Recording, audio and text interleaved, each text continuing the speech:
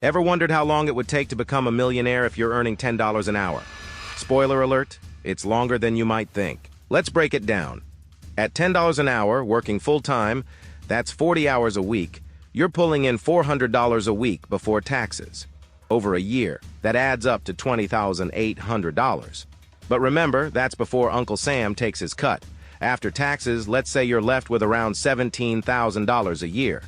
So, to reach $1 million, you'd need to save every penny you make for nearly 59 years. Yeah, that's a lifetime of work. But wait, there's more to the story. If you invest that money wisely, things can start to look a lot better. Imagine putting that money into the stock market, with an average return of about 7% annually. Now we're talking compound interest. With consistent investing, that $1 million goal could be reached in about 35 to 40 years, maybe even sooner, depending on your returns and how much you can invest. It's still a long time, but way better than 59 years, right? Of course, there are ways to speed things up, like increasing your income, cutting unnecessary expenses, or starting a side hustle.